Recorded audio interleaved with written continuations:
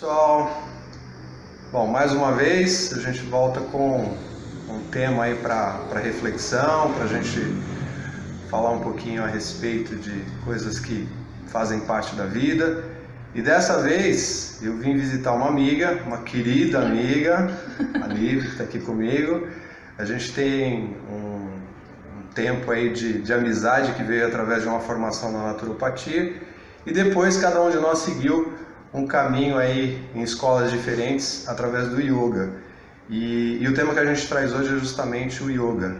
Eu costumo falar muito para os meus alunos que yoga é vida, que a gente leva o yoga no dia a dia, lá para fora, né, ali da sala de aula, do momento em que a gente está praticando alguma coisa ali, como toda aquela elaboração do contexto físico que a gente chama de asana, né, que são as posturas. E a Liv é uma querida amiga que conhece muito do yoga, ela vive o yoga, e eu conversando com ela, né, eu falei, bom, o que é viver o yoga, né, para você, Liv? E aí a gente estava trocando essas ideias, essas reflexões, e aí ele vai falar um pouquinho sobre o que é essa coisa do viver yoga, né? Então, como é que você vive o yoga, Liv? O que é essa coisa do dia a dia aí com o yoga? Eu acho que o yoga ele tem diversos elementos, né, que a gente traz para nossa vida, assim, para o nosso dia a dia. O yoga como uma filosofia, né, e também o yoga dependendo do método, né. A gente aqui no Ocidente, a gente pratica o Hatha Yoga. A maioria de nós praticamos o Hatha Yoga, que são as posturas, que é o yoga que envolve posturas e pranayama, que é o controle da respiração. Perfeito. Então, mesmo que a gente não pratique posturas todos os dias, a gente também tem outros elementos que compõem o Hatha Yoga que dá pra gente trazer pro dia a dia, né? Legal. E até mesmo as meditações, né? Que daí a gente já vai mais pro yoga clássico, né? Como uma filosofia mesmo. Então, o meu sadhana, por exemplo... O que é sadhana? Sadhana é a sua prática, é aquilo que você se dedica diariamente, né? Legal. Aquilo que você coloca uma certa disciplina. Então, o meu sadhana particularmente hoje é mais voltado para as práticas meditativas. Né? Não que eu não faça postura, eu também faço postura. Sim. Mas aquilo que eu me comprometo comigo mesma de fazer todos os dias é sentar e meditar. Que legal, bacana. Então, assim, qualquer pessoa pode praticar yoga. Sim, com certeza. Qualquer pessoa pode praticar yoga, não depende da idade, não depende necessariamente ali de uma condição física, porque muitas vezes as pessoas pensam que, né, o yoga que veio para o Ocidente é aquele yoga que só trabalha o corpo, e não é isso, né? Ou seja, a gente tem o yoga dentro da filosofia que leva para essa abrangência maior, que é trabalhar a mente, trabalhar emoções, né? Então tem todo um contexto filosófico que dá essa base para a gente poder elaborar ou realizar o dia a dia, a vida acontecendo. Então, o sadhana dentro dessa visão, né, pode ser, de repente, eu meditar, quem sabe até ali no meu trabalho, né, pode ser uma respiração durante um momento em que eu preciso, quem sabe, me acalmar, me tranquilizar. Não é uma técnica de meditação em si, mas trazer esse estado de presença e de consciência em todos os momentos da nossa vida, né? Então, isso que a gente treina isso na meditação. Trazer esse estado de presença e de consciência, mas a gente traz essa atenção plena para o nosso dia a dia, para as coisas que a gente faz, caminhar ou qualquer coisa que a gente estiver fazendo, a gente está presente, né? Maravilha. Então isso dá conta de que, na verdade, a gente tem uma proposta dentro do yoga de elaborar para a nossa vida algo que pode ser efetivo, ou seja, algo que dá para acontecer, que a gente consegue trazer para o nosso contexto diário, para aquilo que é real, né? Ou seja, tá ali e aplicar realmente. Não é só uma coisa da sala de aula, né? Naquele momento que a gente fala assim, não, vamos praticar aqui e só fica aqui. Não, isso vai realmente para o nosso dia a dia, né? Acontecendo dentro daquilo que é o nosso desejo. Sim. Bacana, muito legal.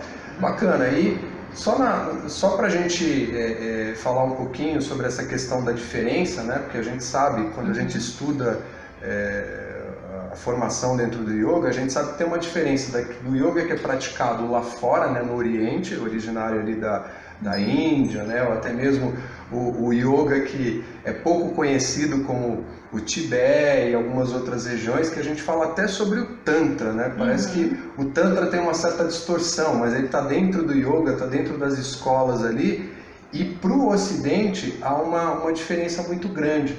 Então, como é que você vê essa questão da diferença que existe, principalmente nesse ponto sobre as escolas tântricas, o que elas falam, como é que é o Tantra na sua essência?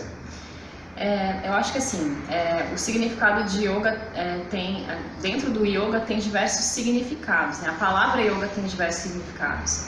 Então, um dos significados da palavra yoga é a filosofia, né? A filosofia é compilada por Patanjali, a filosofia do yoga como um dashana. Então, é algo que é um caminho, né? Uma escola, um caminho espiritual, que é basicamente meditação, né? Sim. Dentro do tratado do Patanjali, que são os Yoga Sutras, não tem nenhuma referência que se faça a posturas. Perfeito. Então, as posturas, elas se desenvolveram depois, muito tempo depois.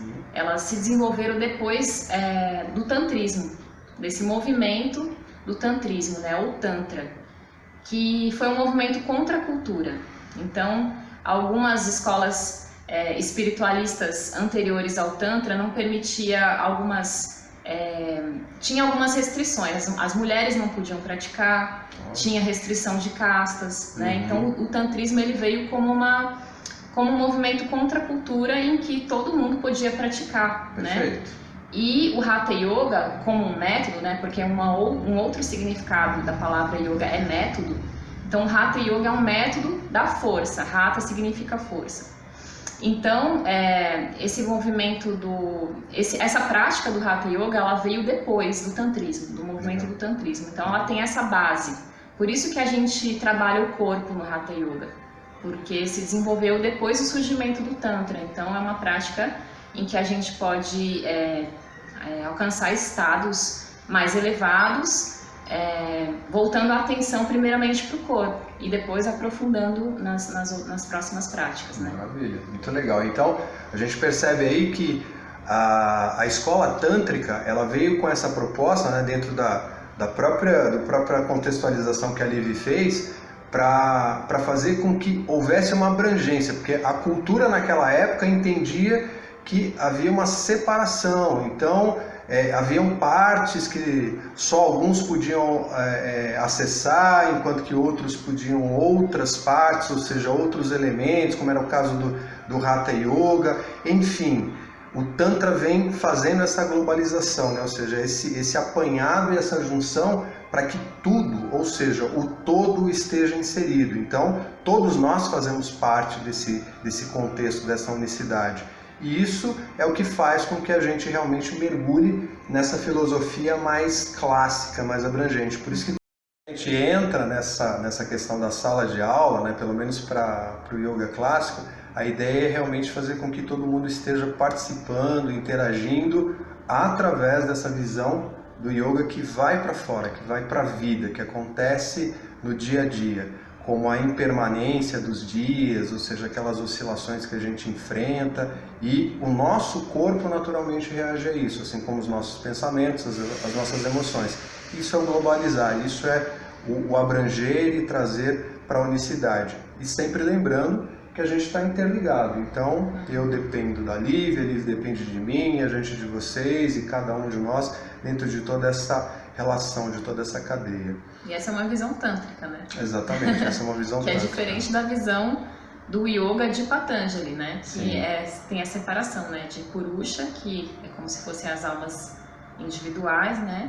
Com o Ishvara, que seria o Supremo, o Deus, exatamente, né? É como se houvesse essa coisa que a gente vê através de muitas filosofias, até religiões, né? Onde o homem é uma coisa, Deus é outra, e o Tantra traz essa integração, né? Essa coisa entre as duas realidades que a gente fala, né? Que na verdade é uma só, né? Ou seja, olhar para dentro de si e se reconhecer como sendo parte integrante desse universo.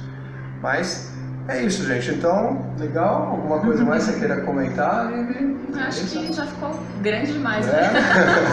Mas legal. Gente, então, gratidão pela oportunidade, pelo carinho, atenção, e a gente espera realmente que, né, esse conteúdo acrescente um pouquinho mais de informação e reflexão aí a respeito do yoga e toda essa abrangência que tem, que é algo que dá para todo mundo consultar, pesquisar e conhecer se desejar, né? Então, gratidão, Lívia, gratidão. Namastê. Arion, gratidão, gente. Namastê. Arion, gratidão. Tchau, tchau.